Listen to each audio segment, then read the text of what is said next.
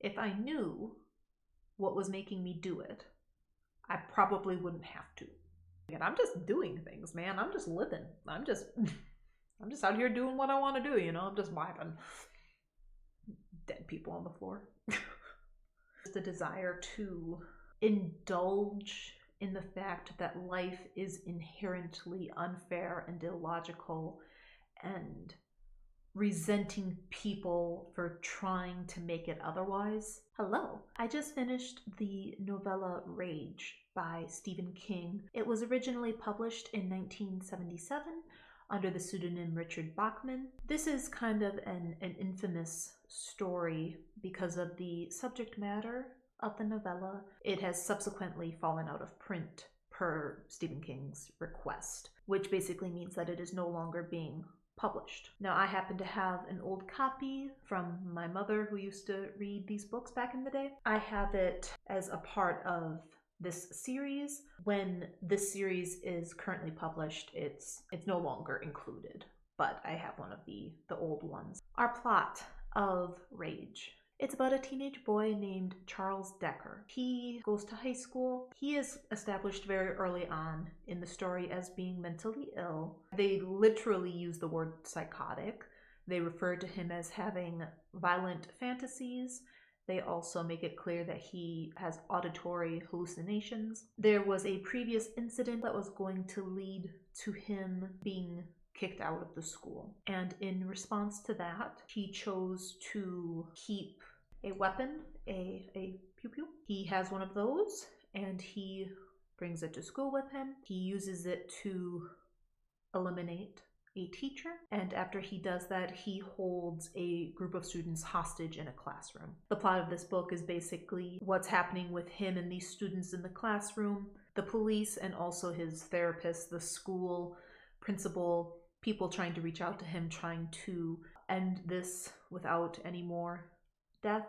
I'm sure you can see why this is a controversial book, especially in America, where this is a surprisingly common occurrence of students doing this at their schools. And that is also why Stephen King requested that it no longer be published, because it has been linked to people who have actually done this in real life. Most of the links are they're not like direct links. It'll be an example of a student who performed this act who had a copy of the book in his bedroom. So he had the book. Doesn't necessarily mean that it inspired him to act it out per se, but obviously there's a connection there that lends the possibility of that. There's several different incidents that I looked up online just to kind of see what specifically led to Stephen King wanting this to fall out of print. Most of the connections are just a student had a copy in his bedroom, the student had a copy in his locker.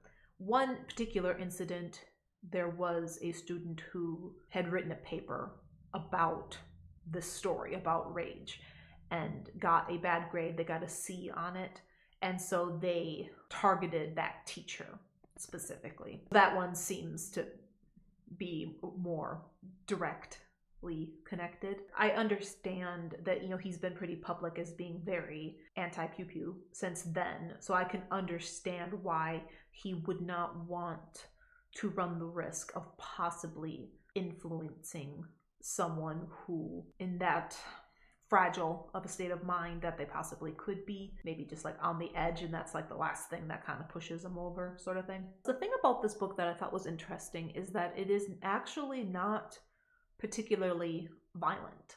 The people that he does hurt, it's relatively quick and not something that there's a huge focus on the actual violence. It's more of the conversations, and it's about his mind state, and it's about going back into his memories with his family and how that affects him as a person and his mental state. And the thing when I read this is I was not 100% sure if this is meant to be an unreliable narrator. Like, it's established as he's psychotic, he hallucinates, all of these things. And so when the fellow students are described in a way that I wouldn't necessarily expect. That they're actually relatively calm, which at first I thought that it was a shock response, but then throughout the story they seem strangely calm and just talking to him in a way that you would think terrified teenagers would not do, which is that a choice from our author to try to I don't know, just his impression of how that event might possibly go. Is it meant to be an unreliable narrator where our main character is fantasizing about holding his fellow students hostage, and instead of them all hating him, they actually are kind of taking his side a lot of the time, and they are taking this opportunity to divulge secrets about themselves. If you think you're about to die, that you might have things you want to get off your chest. If not now, there will not be another opportunity. I don't know. I guess everyone reacts differently to extreme circumstances like that. I guess that was the one question that I had reading it, was like, okay, is this supposed to really be what actually happened, or is this him interpreting it this way? Because typically I think when these types of characters are written and we're getting inside of their head a little bit, they're typically depicted as being kind of arrogant, as being kind of like they think that they're so much better than everybody else, and they, other people are shallow, other people are stupid, they just don't understand them. That sort of narrative. Whereas he's not actually treated poorly by his fellow students for the most part. Like, the girl he has a crush on, she says at one point that she went to this dance with this other guy because he didn't ask her, which would suggest that she would have gone with him had he asked her. The other people in the classroom are kind of helping him in this hostage situation, like, hey, do you want the overhead speaker? If you don't turn that off, they're going to be able to hear you the whole time. At one point, another student has to use the restroom. He lets her, and then she comes back. She comes back instead of leaving or running away.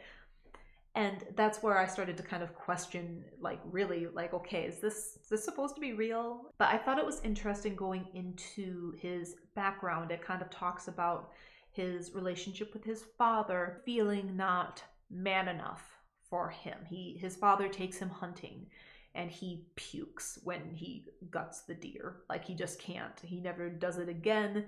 He just can't handle the violence of that. Treated poorly by his father, feeling not man enough, that sort of thing. But his mother kind of babies him and lets him get away with things that she probably shouldn't. Nothing is his fault. He's the victim. Like, no one could possibly understand him because, like, don't bother trying to understand because you can't, because I'm just like, I'm so different. Like, I'm so different. You can't. Which I guess if you're mentally ill, but like, I hate to break it to you, but like, a lot of people are mentally ill. Like, a lot of people are mentally ill, and a lot of people could possibly understand you to some degree. Sometimes it's like people will cling to something like that as a way to feel special, like they're deeper or just more complex than the average person. And as a result of that, that's why they're an outsider. But again, in this story, it's not really written that way. He's written as getting along with his peers for the most part. So he talks about being embarrassed. He talks about the hunting story with his dad, which does get a little bit dark when he talks about overhearing his father joking around with his friends. The types of things that they're joking about are kind of violent. But there's nothing in the book that is written that would be extreme enough that you would associate it with someone just going completely off the rails. It's relatively normal childhood memories. Everyone has embarrassing memories. Everyone has been scared or uncomfortable or embarrassed themselves. That's not unique. He does not come across as likable. You don't feel sorry for him when you're reading this. He's actually kind of annoying. The way he's written, the way he talks to people, he does not feel empowered in his life. He doesn't feel, he just likes to act out. He likes to be chaotic and impulsive. He doesn't like to follow the rules. He's annoyed that other people do follow the rules. He wants everyone to be real like he is. What he perceives to be real for him is not necessarily what would be real for other people. It's sort of like just this thing of just wanting everything to be out in the open, but it's really not that noble. It really does just come across like he is on a power trip, that he as a person likes being chaotic. He likes being impulsive. He's annoyed that other people do not engage with him in that type of way. He's bored with just these normal, trivial, everyday niceties that people engage in. He wants something to happen. Everything is just a means to an end, but there doesn't really seem to be a point. Not like a real point. In his mind, it's serving a purpose, but like in the greater scheme of things, it doesn't really seem to be, at least not in a way that I understand. Something I did think was interesting is at one point somebody mentions something about fake violence versus real violence, and they specifically mention The Exorcist, the movie, and how the things that they saw in the classroom were less gory or less violent than like the movies that they watch. So why should this be more upsetting? And that lack of nuance to understand that's all it is. It's just the fact that one's real and one's not. You know, that one thing makes all the difference because no one's actually getting hurt. With it's that lack of empathy and compassion for other people and not understanding that it's normal to have those things.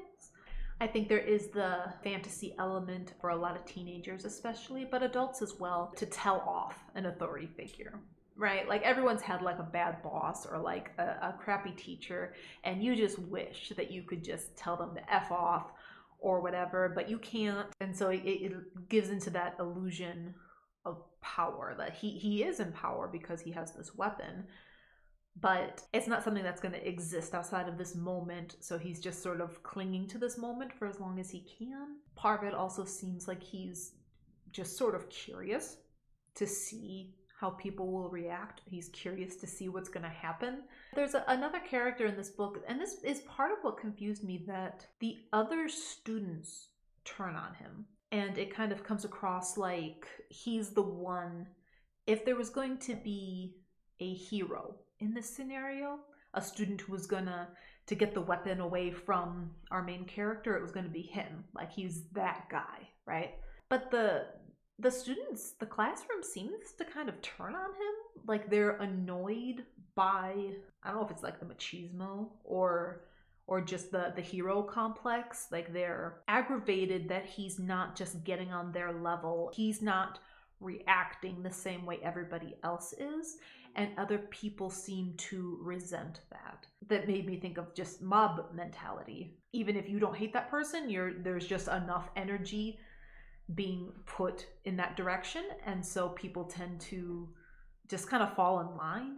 And that part kind of confused me, just because it's like he didn't do anything wrong. He didn't do anything to warrant that reaction and that anger and frustration to be directed at him. It kind of comes across actually as if he is getting a kick out of humiliating the popular kid, and that the rest of the students in the classroom are kind of joining in this mob mentality. They really show very little animosity towards Charles. And then this other kid is basically being berated for not getting on board and just like chit-chatting with him in a friendly way. Like it's very strange, and that's part of what makes me feel like, is this supposed to be an unreliable narrator? I 100% understand why Stephen King did not want this to be printed anymore. Again, especially living in America,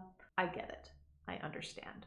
That being said, from an artistic perspective, a literary perspective, I think it's really too bad, because I think it's really well written. And from that perspective, as a work of art, I really, really enjoyed it. The pacing was really good. It was really interesting. And I think it's open to interpretation, which I'm sure other people, take it in a different direction than me. If you're still here, thank you so much for watching. I really do appreciate it. And maybe I'll see you the next time around. Bye. It seems to be just this mentical